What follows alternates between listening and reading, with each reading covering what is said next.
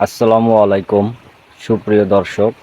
আজকের ভিডিওতে আমরা আলোচনা করব আপনার বেদখলকৃত সম্পত্তি আপনি কিভাবে আপনার নিজের নামে দখল ফিরে পাবেন। তো বিস্তারিত আলোচনার ক্ষেত্রে প্রথমেই আপনাকে যেটি করতে হবে, আপনার জমি যদি হঠাৎ করে বেদখল হয়ে যায় তো আপনাকে উত্তেজিত হওয়া যাবে না, চিন্তিত হওয়া যাবে না। আপনাকে মাথা ঠান্ডা রেখে কাজ করতে হবে যে কিভাবে আপনার বেদখলকৃত সম্পত্তিটি এখন দখল ফিরে পাওয়া যায়।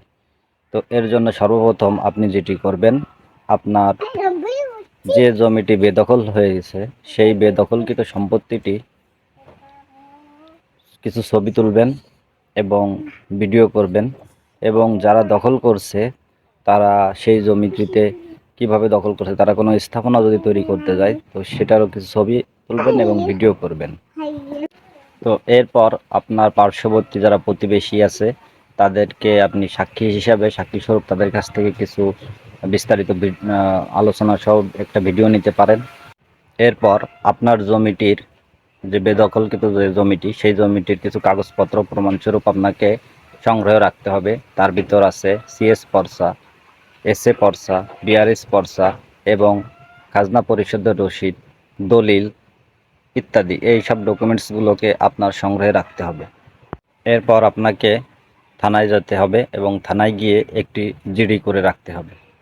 তো জিডি করার পর আপনাকে আপনার যে সকল কাগজপত্র আমি বললাম, এসএ, সিএস, বিআরএস, পর্চা, দাখিলা, এই সব কিছু দিয়ে আপনাকে আপনার এলাকার কিংবা আপনার উপজেলার যে উপজেলা নির্বাহী অফিসার কিংবা সহকারী কমিশনার ভূমি বা এসিল্যান্ড মহোদয়ের নিকট একটি আবেদন করতে হবে।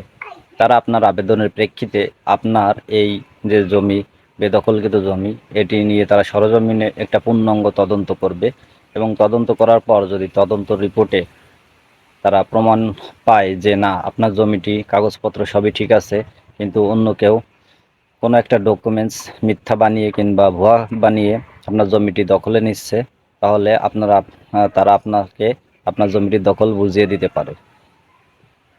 দ্বিতীয় নম্বর আইনি পদক্ষেপ হচ্ছে, আপনার যে জমিটি বেদখল হয়েছে এই যাবতীয় যে ডকুমেন্টস আপনি রেডি করলেন, এই ডকুমেন্টস নিয়ে আপনি কোর্টে গিয়ে কোর্ট থেকে একটি নিষেধাজ্ঞা আনতে পারেন।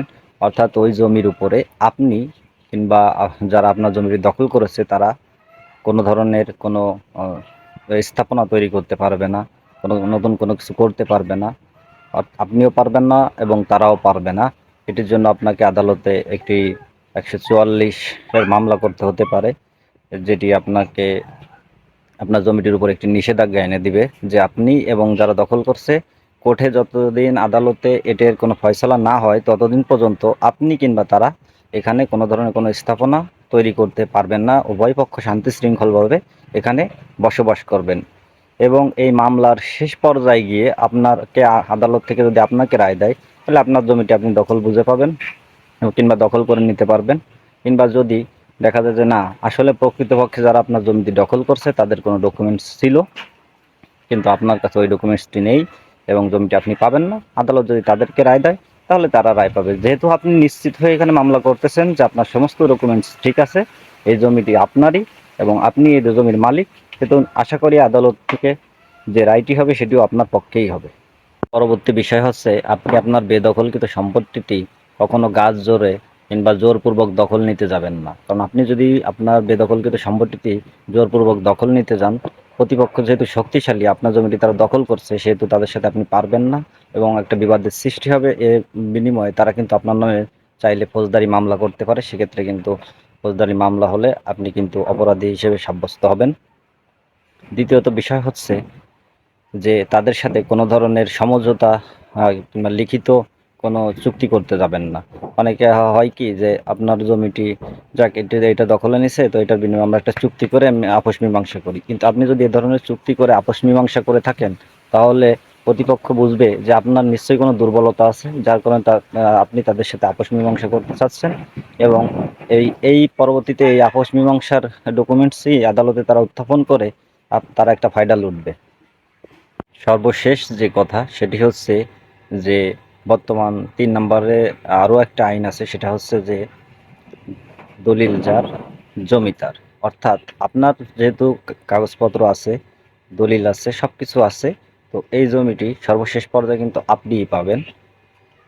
এবং যে এই জমিটি জোরপূর্বক দখল করলো কিংবা ভুয়া কাগজপত্র তৈরি করলো সে কিন্তু কখনো পাবে না। তো এই ছিল আজকের ভিডিও। ভালো লাগলে চ্যানেলটি সাবস্ক্রাইব করবেন, লাইক করবেন, শেয়ার করবেন। ধন্যবাদ সকলকে।